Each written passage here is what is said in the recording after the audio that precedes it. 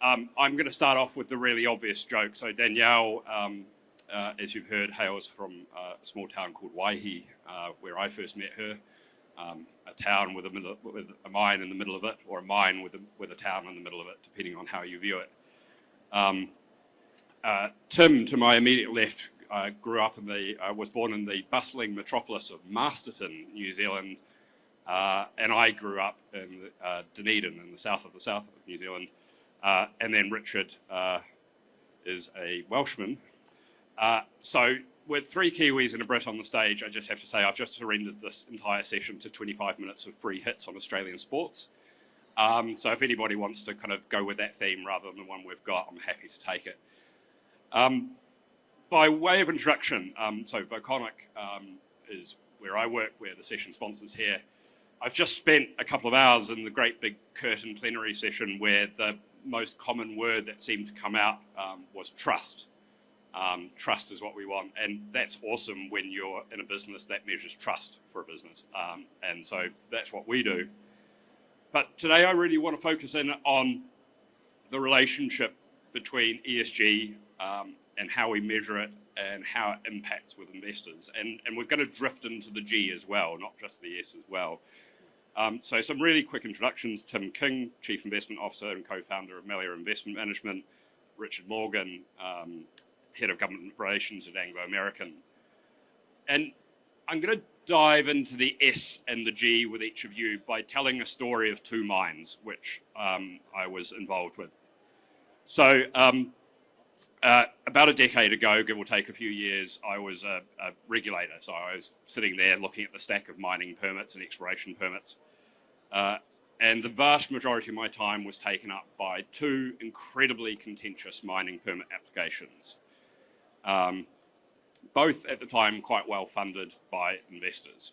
The first one, to be blunt, was pretty cowboyish, was progressing through extremely aggressive political lobbying, through extremely aggressive legal action, and extremely minimal interaction with communities and Indigenous groups.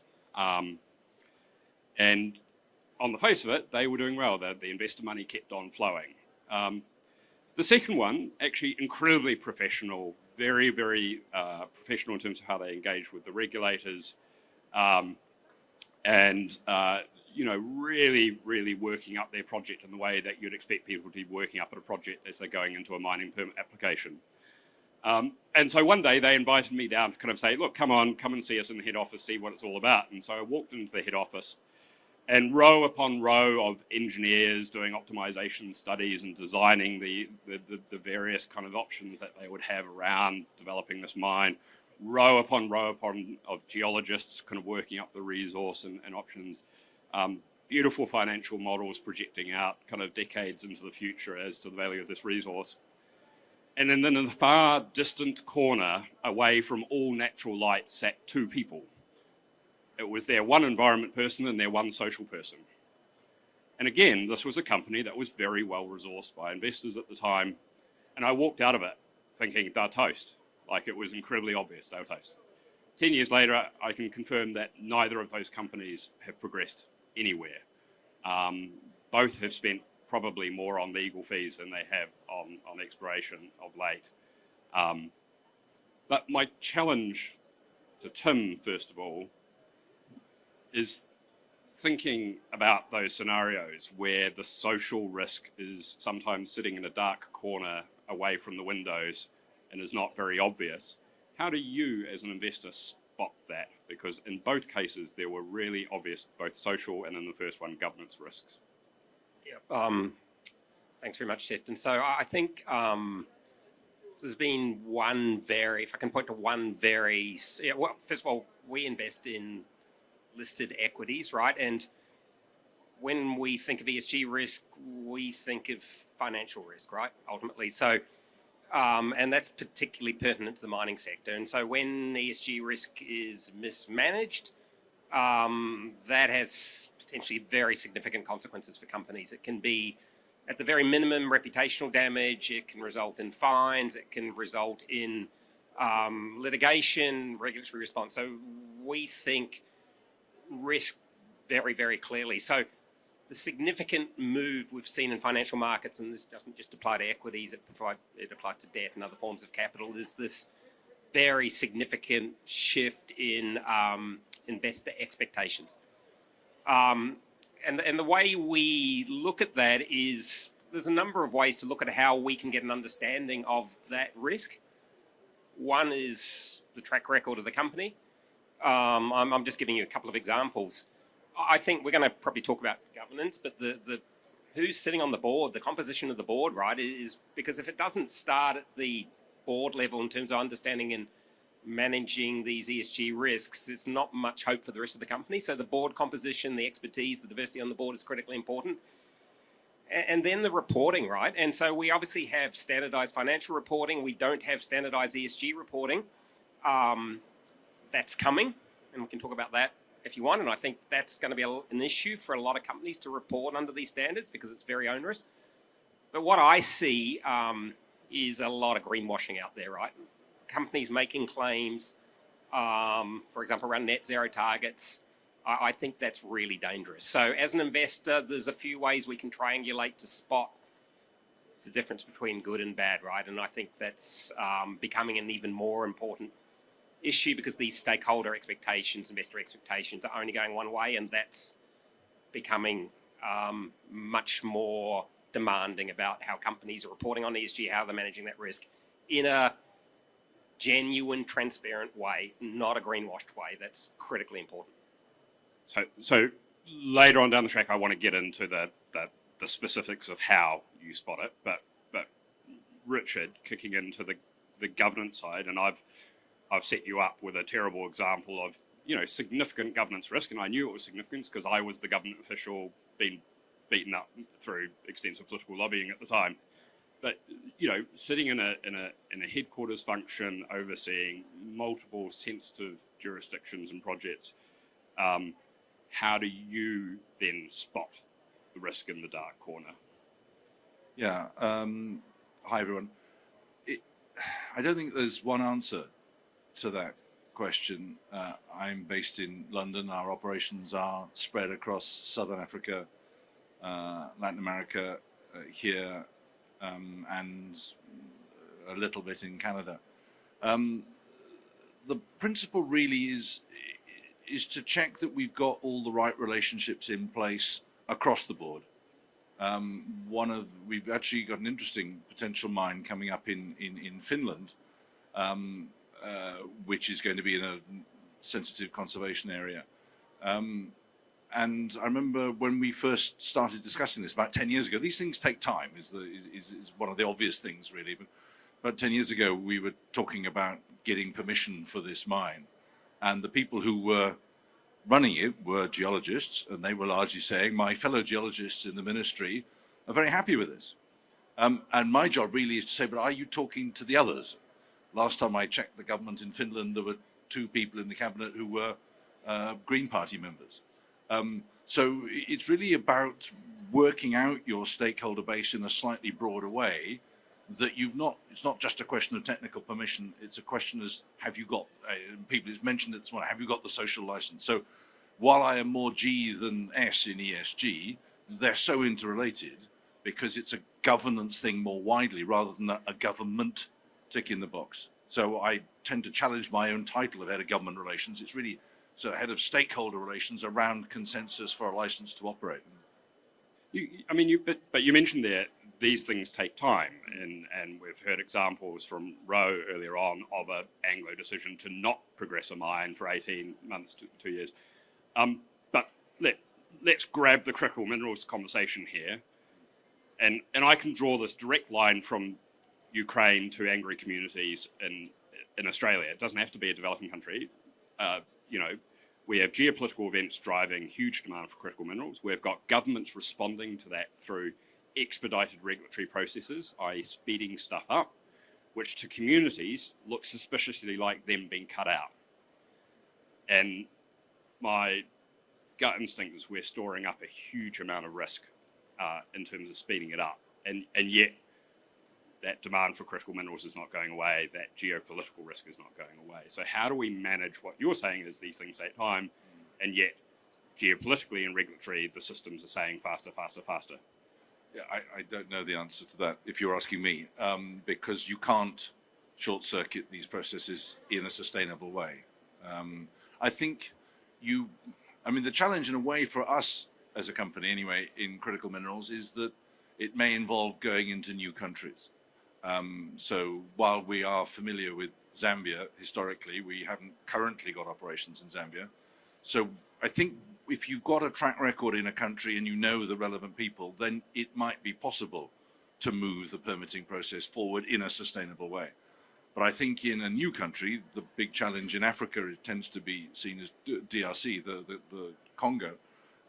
That would be something that would take a while to bed down to make sure you've got all the right ESG things in place. So I think that would be a potential danger zone. In countries where you've got an established track record, I think it might be easier to go quicker. Into the specifics, because I've long wondered about the investor black box. So and you said you've got specific ways of kind of triangulating, and I'm specifically interested in the social risk element, but feel free to go broader. What are the specific measures or absence of measures that you are looking for when you are making those assessments? What happens inside your black box of assessment? Yeah. As I said, excuse me, as I said before, there aren't any standardized ESG reporting standards, right? And so that makes the analysis of this very complex, and we see a lot of greenwashing in the system. But we've got a pretty this is all we do, right? And so we've got a pretty keen sense of spotting. I'll come back to this term, greenwashing, right? It's a critical issue, and so what I see is the way the company manages its own ESG risk. And so, for example, when we look at the company's, the adequacies of the provisions around its mine rehabilitation, for example, the way they're treating safety, the fatalities in the company, are they serious about safety? Are they serious about diversity and inclusion? Are they paying people equally, right? It sounds really obvious that we pay people equally, but a lot of companies don't even disclose that, right? And so we just sort of start getting suspicious around those sort of things. So the way companies report, and once again, I come back to this greenwashing, publishing a picture of donating books at the local school is kind of a red flag for us, right? And so, but we see a lot of that. And so, and I think because to this point about this... You've just killed about 90% of annual reports there, you realise. Well, it's becoming better, but... and I think to the point about the length of time, there's a tendency to cut corners, right? And for example, come out with some spurious net zero target that's meaningless. That's super dangerous for a whole, I just think litigation risk, for example. So that's how we do it. And so it's, with a trained eye, that's relatively easy to spot. But I come back to the G, because if the G's not fit for purpose, this isn't going to work, right? And we can talk about what that means. I'm really interested in the greenwashing element. I double thumbs up for the smiling children getting books thing. Like, that's a red flag for me as well, about kind of like, are we serious here? Last year at IMARC, I kind of kicked off the session on 3 hours sleep at the time, thanks to my toddler. But the story I brought to that one was actually a classic greenwashing one. So HSBC had just been taken to task by the Advertising Standards Regulator in the UK for misleading advertising. They'd run a bunch of advertising around the UK talking up their climate change credentials, and they had been challenged on that around their significant investments in fossil fuels. And it was actually found that their advertising was misleading, and they were told to withdraw it. So it's starting to get real. When I hear that story, I immediately thought of all the advertising from the minerals industry I see here in Australia. I see it on the side of light rail in Sydney. I see it on TV. And I thought, wonder how that would work if the regulators were applying a similar standard here in Australia. I think we'd be in trouble. Richard, what does that scrutiny around greenwashing, and what does that scrutiny from investors look like from the other side? Like, what's you've been in your job for a while. What's changed? What's different? We set up something called we call it ETOG, the Ethics, Transparency and Accountability Working Group within Anglo American, in a way to get at that, there was a company, I don't know if it's still doing it in the UK, called Tortoise Media, that used to publish a say-do gap index. And we were always quite keen to ensure we didn't have a say-do gap. But then there are so many metrics that you use to measure your performance in this area that we're constantly wondering which are the ones that have most impact and are most respected. And because you've almost got to the stage where you can't keep them all on the go at once. So we're tending to work out, well, which ones are the ones that really get to the nub of this particular issue. I think we're, in a way, breaking it up, Tim, a bit in terms of where you put the reporting. I'm on the board of the EITI, the Extractive Industries Transparency Initiative, and that's always pushing the envelope a bit as to what disclosures you're required to make. And my mantra on that tends to be, let's stick to, say, to our climate disclosures under TCFD or whatever, and let's do the revenue disclosures under EITI. So let's get the real specialist people in on the right bits so that you've got a kind of breakdown rather than just a blanket thing that could be suspected to be greenwashing. So I think it's break it down into the specialist areas, have your experts really talk to the outside world. That's what's changed for me, is that when I first started, both the legal teams and the tax teams tended just to go through me. Now they'll go direct to the outside world, and we've got something happening actually with the International Government Forum in Geneva next week, I think, where our tax team are representing us, because they're going and they're the ones obviously who know about tax. They know what tax disclosures make sense and which ones don't. So I think it's getting a more specialized area is the answer. But you've hit upon one key thing there, which is talking to the outside world, right? I in a past life worked for a very large consulting firm, which I will not name, and they had developed this exquisitely beautiful dynamic risk assessment tool. And I was kind of talking to them, how do you inform the numbers? And they said, oh, well, we talk to experts. Who are your experts? Every single expert was from within the client company. At which point I was kind of thinking, bit nervous about the risks that are bubbling to the top of this one. But it goes to a point which both of you have touched on, you explicitly, Tim, which is you look at the people. So when we talk about ESG, we often talk about the things and the risks and the problems, but we don't actually talk about what kind of people or competence or experience we need in this. So when you, with a governance lens on, are looking at the people, what are you looking for? And then also, what are you worried about? We're worried about lots of things, but this is a really complicated space, right? Richard just mentioned TCFD. Building on that is ISSB. There's lots of acronyms in the space. So the International Sustainability Standards Board, which is a whole bunch of standardized set of ESG reporting that's coming down the line. The first of those, we have two standards. We have a climate standards and we have a generic standard. Mandatory climate reporting is going to commence with the largest emitters in Australia from the 1st of July next year. We've just had the release of TNFD, the Task Force on Nature. That will morph probably into S3, mandatory nature reporting, and we're going to have a whole bunch of ESG standards on the back of that around modern slavery and other social aspects and cyber and so on and so forth. This is really complicated, right? You think that climate reporting, when you think about physical and transition risk and climate, is complicated. Think about nature. And how do you set nature targets? This is really complicated and it requires significant expertise. So that people element is really important. That can't all be done internally.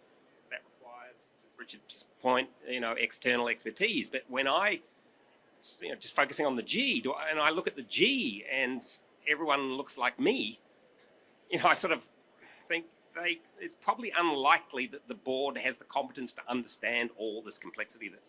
That is a concern, right?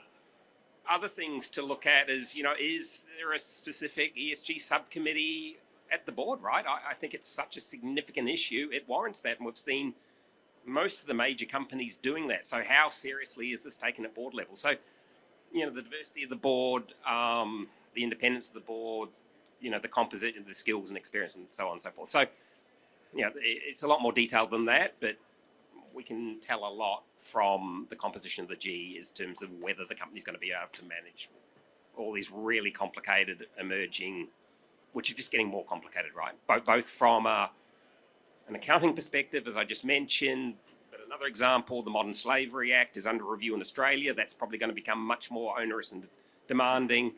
We have a cyber regulatory review. There's just a lot of policy change, a lot of accounting changes, and therefore a lot of risk in the system from reputational damage, from litigation, and so on and so forth. Richard, skills and competencies for ESG. I mean, in a past life, I think you started your career in the Foreign Office, if I'm correct. I started my career in the UK Civil Service as well. But what's it look like? What are the people around you going to look like in a few years' time in terms of what they're bringing in? It's a good question. On the government relations side specifically, it tends to be a space where you had former civil servants involved, which I think is a good thing in some ways, because they know what it's like on the other side. But you don't want that to look too narrow. You don't want it to be, oh, we'll get so-and-so because they know their way around the system. You know, you don't want it in that sense. You want people who are going to reach out to people beyond the immediate permit giver. So I find that you look, in a way, it's a bit of a cliche, but I like the government relations people I like working with are the ones who are kind of trying to create that space beyond compliance, because that's how you get your sense of challenge. You're saying, okay, look, it's not just a regulatory question, it's how do we really develop something. And what I do in a few countries, certainly we're about to do one again in South Africa, is an accountability dialogue around the Sustainable Development Goals. So it's a bit about, you know, ask not what your country does for you, but what you do for your country, sort of thing.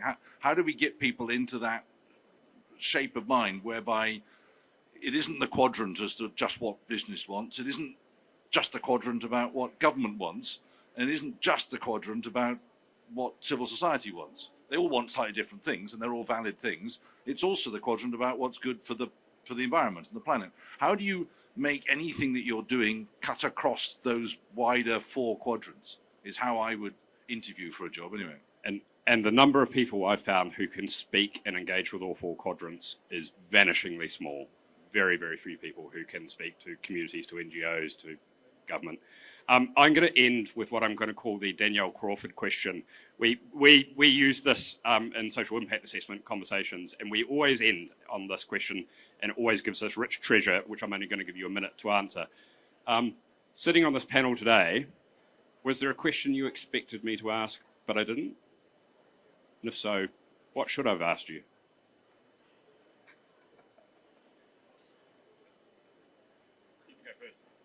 I expected you to ask me whether EITI worked. I think you might have asked me that one last year. Or someone did anyway. I think just having something that exists doesn't necessarily answer that question. I think you'd have to invent EITI if it didn't exist. But let's not get complacent. Just because we're part of something, that doesn't mean it's answering all the questions. I expected you to ask me the question that I always get asked, but isn't there a trade-off from doing good? You've got to accept, inferior shareholder returns. The clear evidence is that that's absolutely not the case, but that's usually the question I get. See, I'd read your website before, so I already knew the answer. So, we'll draw it to a close there. Thank you very much, Richard. Thank you, Tim. The first in many sessions here for the next couple of hours on this topic. I'll hand back to Danielle.